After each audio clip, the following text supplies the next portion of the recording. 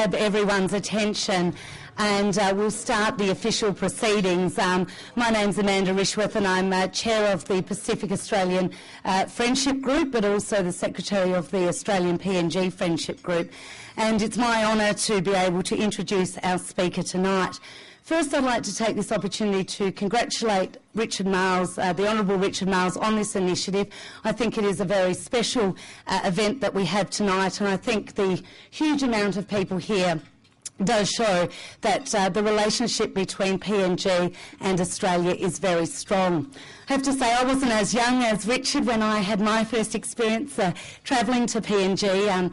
I recently went a couple of years ago on a delegation, and apart from realising just how geographically close Australia and PNG were, in fact, when I was on the PNG border in the Western Province, I could get Telstra coverage, which was, of course, very interesting to show just how close we were. But we did meet with a lot of people and a lot of politicians, and I think there is a it really illustrated to me the very, very strong relationship. However, I have to say that I learned a couple of lessons when I was there as well, and I think any time for us Australian politicians, when we're sort of talking about how hard it is to communicate with our electors, have some sympathy for some of the PNG members of Parliament.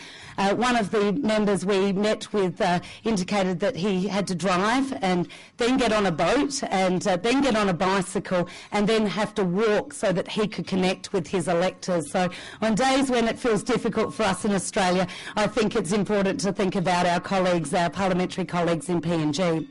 But I am very pleased and honoured to have this opportunity to introduce our speaker for the first Papua New Guinea Independence Day oration delivered by a statesman of the huge standing of Sir Rabbie, such an important figure in Papua New Guinea's recent history. Sir Rabbie was part of the Papua New Guinea's delegation to the United Nations in 1975 that sought Papua New Guinea's membership as an independent nation. He was Prime Minister of Papua New Guinea from 1988 to 1992, also serving as Minister for Foreign Affairs, Primary Industries, Petroleum and Energy, and Minister for the Treasury at various points in his political career. From 1994 to 1997, he was Speaker of the Papua New Guinean National Parliament. In the education sphere, he was the first Papua New Guinean graduated to be appointed to the University of Papua New Guinea's academic staff in 1973. And from 2007 to 2011, he was Chancellor of the Papua New Guinea University of Natural Resources and Environment. So, Rabbie, you certainly have not slowed down in recent years, and you're currently serving as a non-executive director of the Marengo Mining Limited and Bougainville Copper Limited, non-executive director and chair of Kramer Onesco, and also chair of the Board of Directors of Kina Management Limited and the chair of the Papua New Guinea Advisory Board of Interoil. So, Rabbie, we are very delighted and pleased that you could take the time out of your busy schedule to join us here today. We are very eager to hear from you tonight, and I'd like to invite you now to take the floor. Thank you once again for addressing us tonight.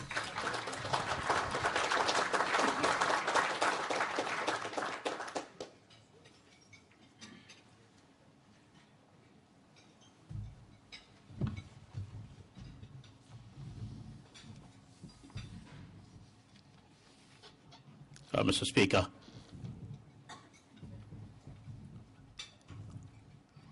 the Parliamentary Secretary for Islands Affairs, the Honourable Richard Marles, the Honourable Amanda Rishworth, Chair Parliamentary Friends of the Pacific, and Secretary Parliamentary Friends of PNG,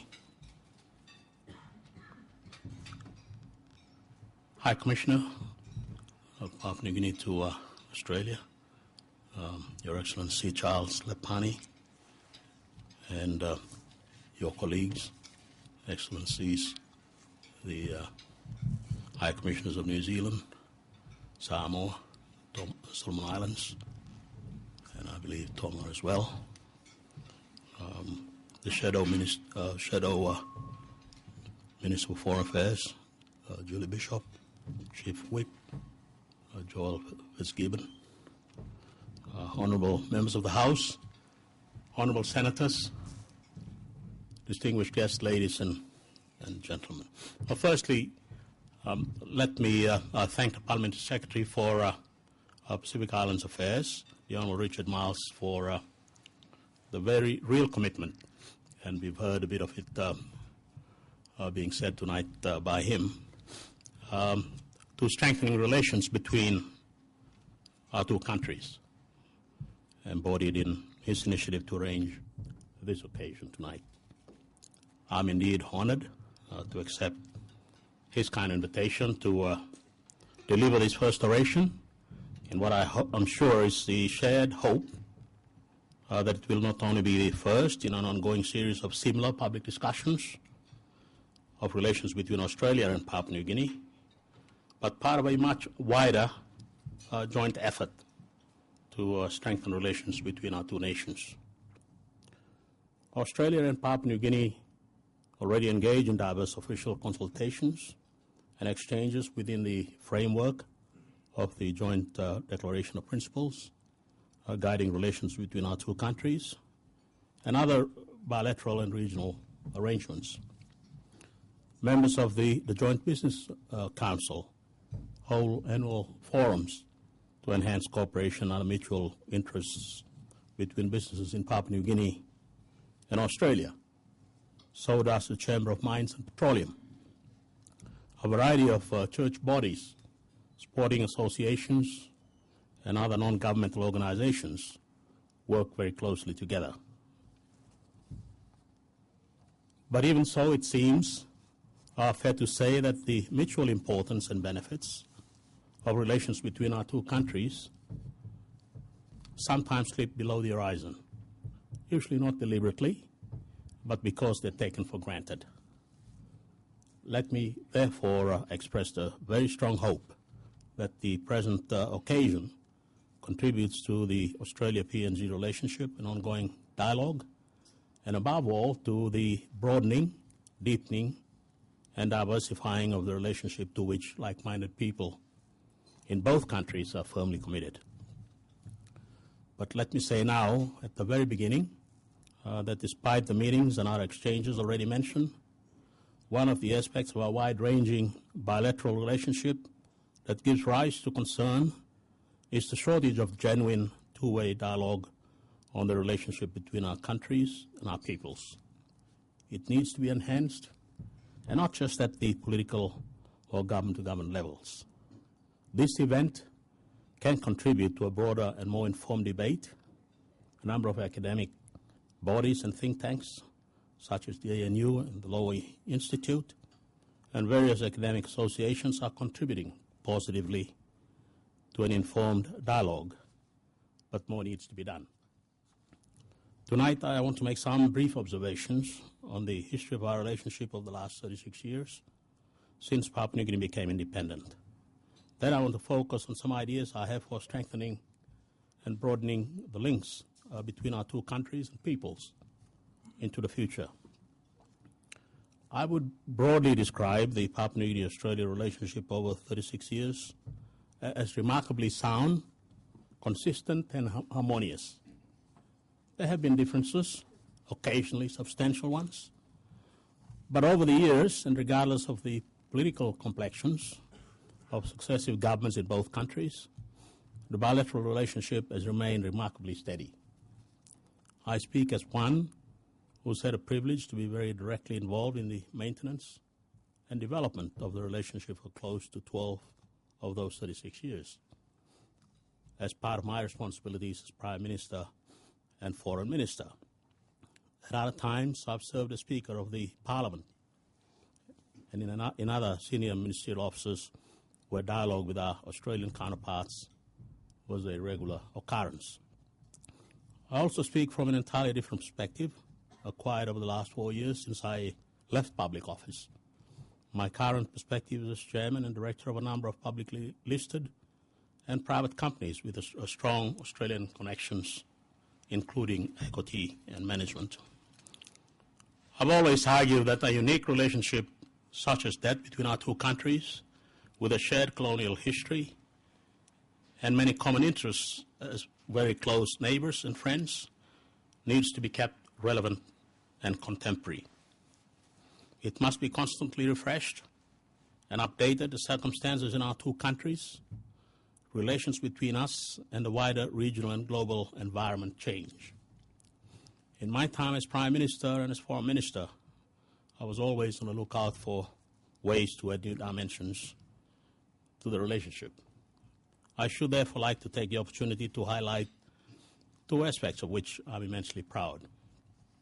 Soon after I was elected Prime Minister in 1988, I was able to negotiate a very special scholarship scheme with my then Australian counterpart, the Honourable Bob Hawke. The scheme enabled about 1,000 of our high school students each year to complete their high school education in Australia at both government and private schools. I know that the administration of the scheme is costly and time-consuming, but the benefits more than outweigh the resources required for implementation. I was accordingly disappointed when one of my successors negotiated to end the scheme, ostensibly to be replaced by a scheme to fund the upgrading of our national high schools. It is now more than a decade since the original scheme was abandoned. I remain unconvinced that its replacement has achieved anywhere near as much, either in providing additional scarce, much-needed resources for our national high schools or in enriching the lives of students. The great benefit of sending Papua New Guinean students to school in Australia was more than just providing them with access to a good education. It strengthened people-to-people relations between our two countries. In doing so, it broadened the students' understanding of Australia, your culture, your history, and your lifestyle. The second achievement I want to mention is the focus my government, working with the then Australian government, gave to the heroism and sacrifice of young soldiers operating alongside their Papua New Guinean counterparts and with the support of carriers and other villagers along the Kokoda Trail during World War II, and we've heard Richard Miles refer to that just a little while ago. In 1992, the 50th anniversary of the momentous battles along the track and elsewhere in Papua New Guinea, the then Prime Minister, the Honourable Paul Keating, visited Port Moresby to take part in the Anzac ceremonies. He and I also visited Kokoda and agreed on a program to support the villages along the track and to work together to enhance the track's accessibility to Australian walkers and tourists. We also agreed to encourage the descendants of the Australians who served in the Papua New Guinea theatre, and particularly the descendants of those who paid the supreme sacrifice to visit Papua New Guinea and the carefully maintained Commonwealth war cemeteries and other places of interest and significance.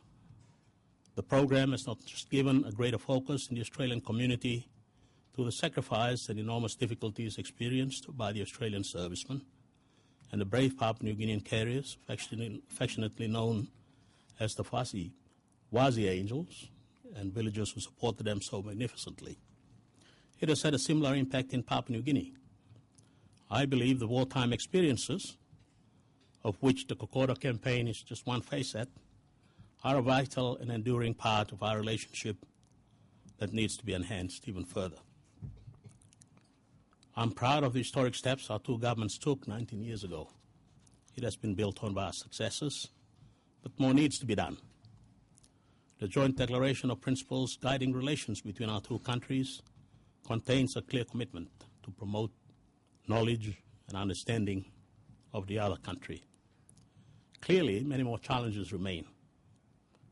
Having referred to briefly to what I regard as two significant achievements in which I'm proud to have played a part, I should now like to make just a few more comments on aspects of the relationship that have particular current political relevance, both in Papua New Guinea and in Australia. As I look back over Papua New Guinea's experience since independence, I'm surprised that issues which have not only become part of history, but seem to reappear frequently, albeit in different forms. One that stands out is the vexed question of land owner rights and involvement when major resource sector projects are being developed. I was Prime Minister when the rebellion occurred on Bougainville, which led to the closure of the Bougainville copper mine.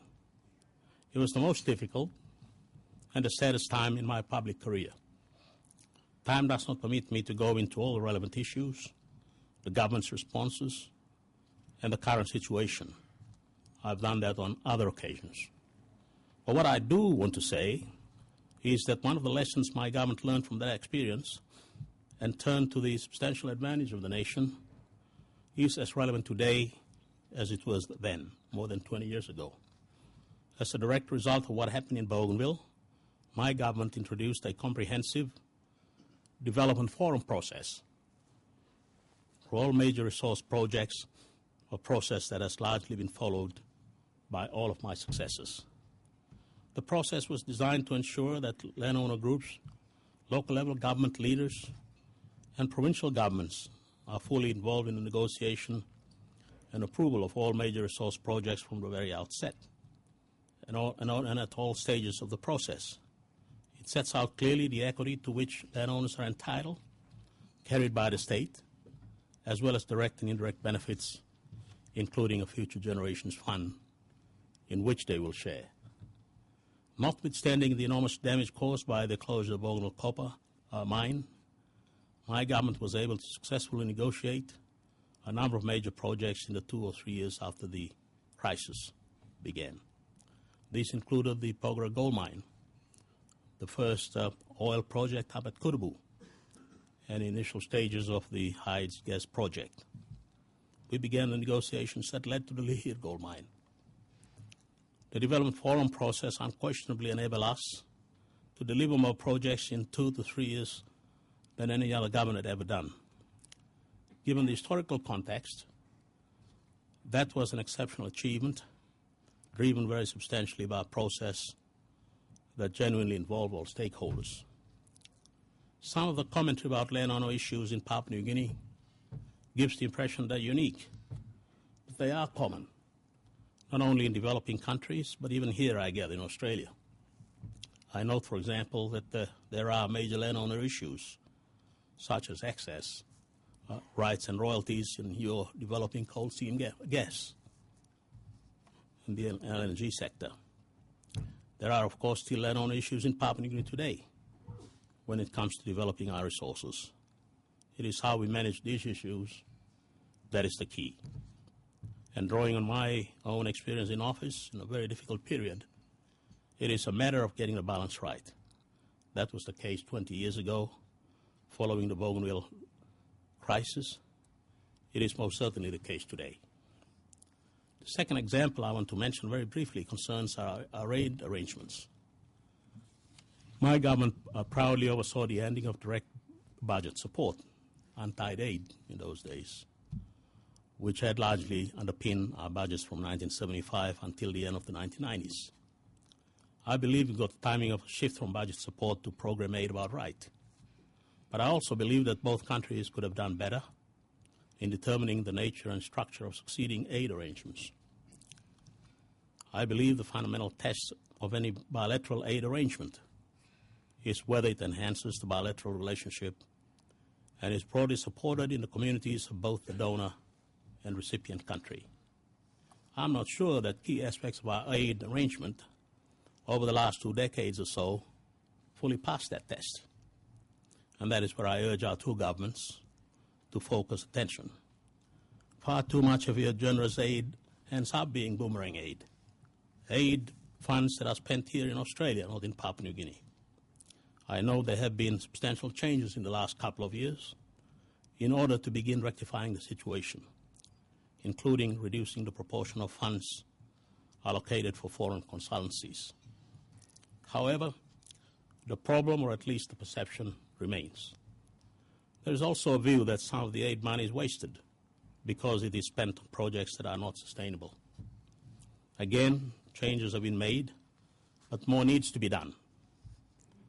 Let me be clear, the shortcomings in aid programs and delivery are problems for Papua New Guinea and Australia, both to address. The experience of the last 20 years should encourage both governments to look at aid programs that can be more clearly targeted and focused.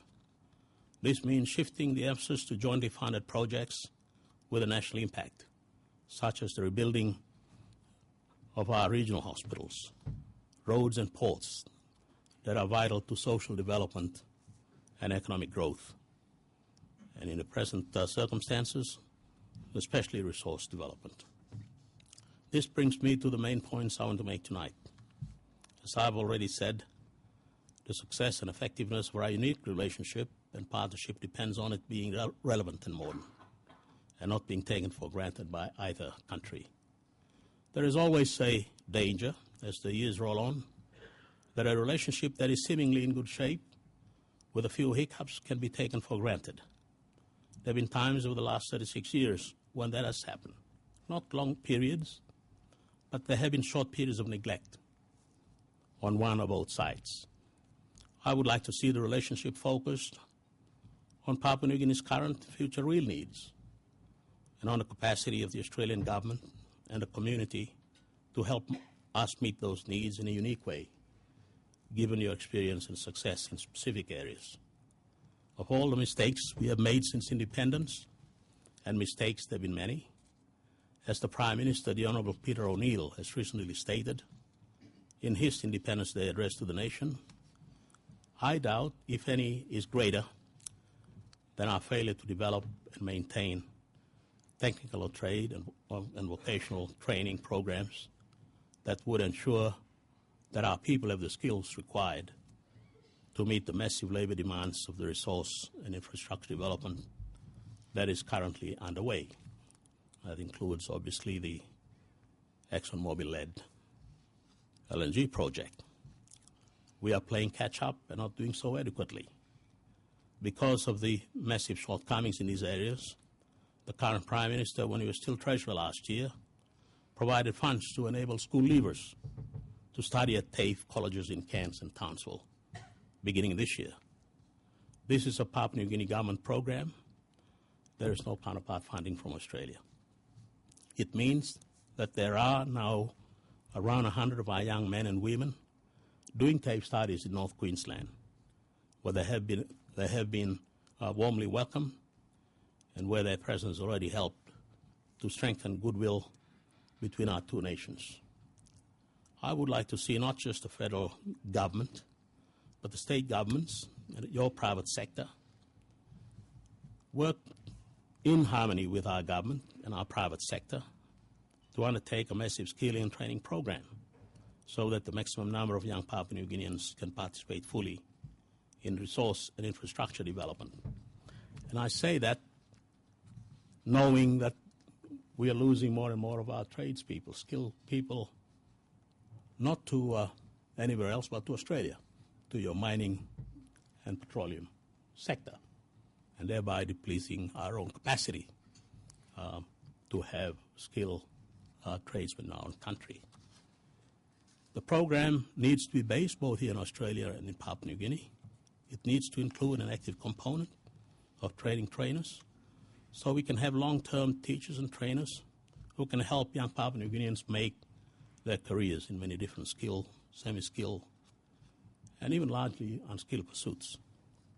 The best way we can ensure the harmonious development of our resource sector is to maximize the workforce participation of our people. That cannot happen while our training capacity is weak.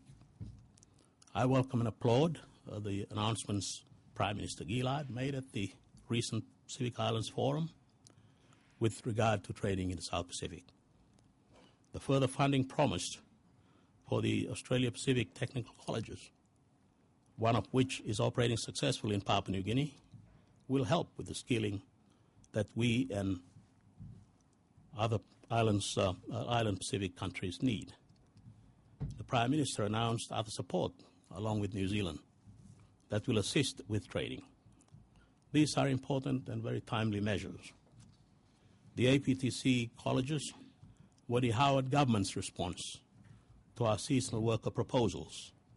Even though there was some initial opposition to them, the managers of the colleges appointed by the Australian government have worked hard to ensure they are effective and well run. The Port Moresby APTC College is highly regarded by our business community. The future funding the Australian Prime Minister announced will be welcomed by our private sector, which needs skilled and semi-skilled workers in a wide range of industry and business areas. The second area I hope Australia can consider or revisit in conjunction with Papua New Guinea is the one I've already referred to. I believe the high school scholarships program was cut short too early and without ensuring there was an adequate replacement in place within our own education system. I would hope that the original scheme can be reintroduced on a reduced scale, perhaps focusing on the new high school trade or vocational colleges that I know have been successfully developed in Australia. But if it is reintroduced, it should be jointly funded and managed by Australia and Papua New Guinea, and the private sector should be encouraged to participate as well. One form of assistance the private sector might usefully provide would be to ensure that Papua New Guinean employees offered scholarships to study or train in Australia are given leave to do so and not required to resign from the positions they hold when offered a chance to learn more overseas.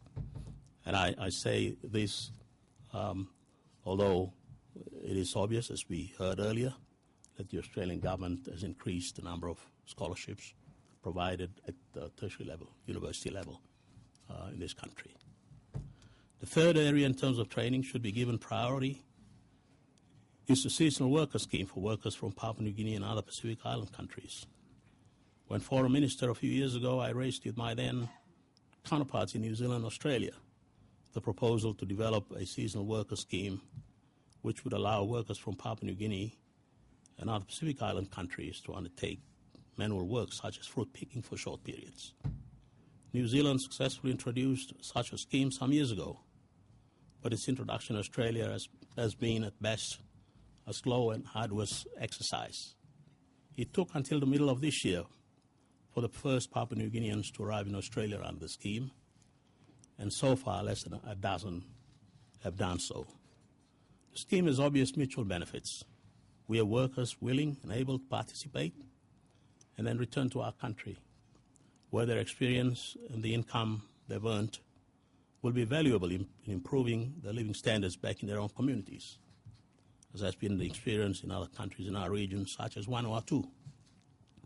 I would like to see this scheme expanded and perhaps focus on helping to develop the skills of our workforce in areas such as tourism and hospitality. Where workplace shortages in tourist areas are identified here, Papua New Guineans should be allowed to seek work along with backpackers from other countries. The scare campaigns about seasonal worker scheme have been wholly misdirected and ill-informed, in my view. Papua New Guineans have an excellent record when it comes to obeying your visa and related laws, a record at least as good as any other countries. The scheme has the support of key producer groups and unions in the agricultural sector, as well as regional mayors and communities. I hope it can be expanded as part of our future bilateral relationship, as well as within the Pacific Forum framework of regional cooperation. I would hope that we can also make university education a key part of our future engagement. Professor Ross Garno and I were commissioned by the Australian Papua New Guinea governments, by our two prime ministers at that time, Kevin Rudd and Sir Michael Somare, to review the state of Papua New Guinea state universities. The report has not yet been made public. However, I can say that the overall state of tertiary education in Papua New Guinea is of profound and growing concern. Here, too, are opportunities for exchange and cooperation well beyond those already in place. Underfunding and other issues have combined to drive down standards in many, but not all, areas of tertiary education. Let me put it bluntly, we need help, and we need it both to redevelop campuses and to rebuild standards of academic teaching and research. Speaking as a former academic and university chancellor myself, I believe that an option well worth exploring would be an exchange scheme which not only provides additional experienced Australian academic expertise for universities in Papua New Guinea, but enables young and mid-career Papua New Guinean academics to work abroad for a time, both teaching and conducting research in Australian universities, CSIRO, and other Australian institutions with relevant interests, expertise, and facilities. Finally, there's one other area I would like to propose that's capable of enhancing our relationship in a modern, very relevant way. And we've heard, again, a little bit about this from Richard Miles. Like Australia, Papua New Guinea is a sports clubbing nation. We follow your sporting contests intensely, especially State of Origin and the Melbourne Cup. One of the fine Wallabies, now in New Zealand taking part in the World Cup, Will Guinea, is the son of a former ministerial colleague of mine. Just tonight I got presented with a jersey by the member for Herbert, a jersey which was given to me, or he was asked specifically to give to me by two Papua New Guineans playing for the Cowboys up in Townsville. James Sigiaro and Ray Thompson. That just shows the passion that Papua New Guineans have for sports, not just in our own country, but also, and for a while now, here in Australia, where obviously they've been given opportunity to play in your national games. We are following Will Guinea's success, obviously, with a great deal of pride. But when it comes to participation in sports, we have lagged behind where we once were and where we need to be. I would like to see the government and the private sector in both of our countries work together to help our government and our communities rebuild sporting infrastructure and opportunities for participation in schools, as well as villages and communities across Papua New Guinea. The AFL, the NRL, and the Prime Minister's 13, which will obviously be going up to Papua New Guinea in a week or 2 weeks' time to play. Our own Prime Minister's 13. And soccer authorities in Australia and worldwide are helping develop our national teams and are starting to make an impact in schools. Much more can be done, but we do not have the internal capacity to do it on our own. Sport at local and national levels is not only healthy, it helps build community harmony and national pride, and in doing so enhances national unity, especially in a country like Papua New Guinea, which is so diverse ethnically, geographically, tribally. It is an extremely important instrument for bringing the nation together. It needs to be given greater priority. So let me summarize very briefly. Speaking generally, the relationship between Australia and Papua New Guinea continues to be in good shape, but it needs constant attention, review and updating, and where appropriate, agreed revision. It needs to remain contemporary and relevant to both countries' national interests. That means at the government level, in business, and among the community, there needs to be greater dialogue and more informed debate on key issues in Papua New Guinea today. This needs to be accompanied by greater media coverage of events in Papua New Guinea. Only a few Australian media organizations, fewer than during the lead up to and the early aftermath of independence, have reporters and analysts in Papua New Guinea, and the posting of Papua New Guineans to report on Australia is almost non-existent.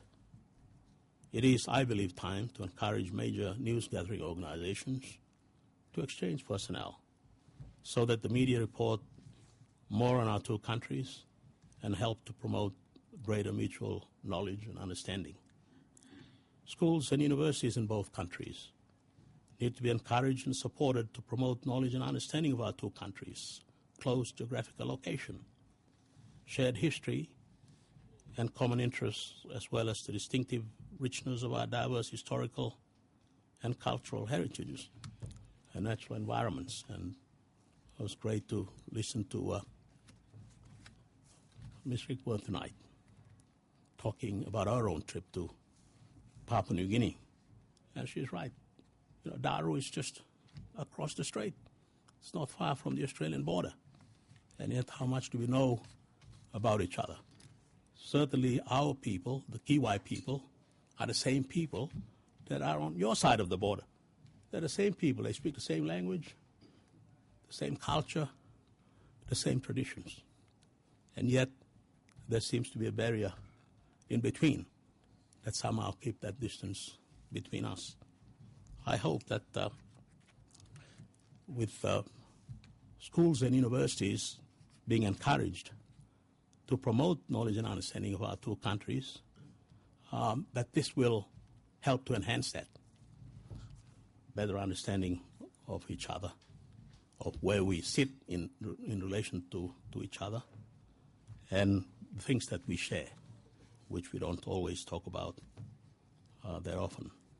Quite a number of Australians lived and worked in Papua New Guinea before and during the transition to independence. They included young people who went on to distinguished careers in academia, the public service, even politics in this very house where we are this evening, and international organizations in which their previous experience in Papua New Guinea was a rich resource. I am pleased to count a number of them as colleagues in diverse activities and as good friends, both personally and of Papua New Guinea.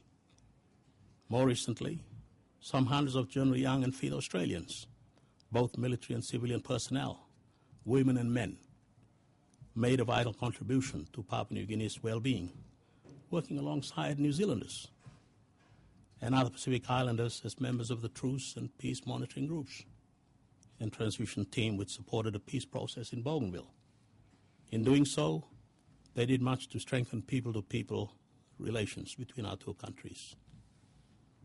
So the main messages I want to leave with you are: we need more interaction and friendship between our two nations. We need wider coverage, media coverage of events, good and bad, communications and knowledge of one another's countries.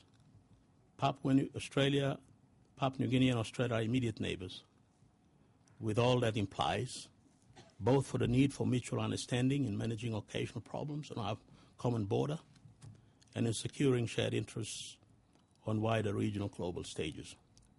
The best way for Australia to help ensure a stable and harmonious Papua New Guinea is to help us ensure that our young people can participate fully in the resource boom period and accompanying infrastructure and services growth we are entering. It is a great and pressing challenge, but it is one we simply must confront and overcome. For this to occur, we must work together to improve mutual knowledge and understanding. Strengthening and diversifying people-to-people links provides an important key. Thank you very much indeed for the honor of inviting me to deliver this first independence oration and the opportunity that's provided both to review and to make a plea for enhancing relations between our two countries, a project to which I'm sure the Honourable Richard Miles and many of you present here tonight are firmly committed, and in which we seek to encourage many more people in both of our countries. I thank you very much.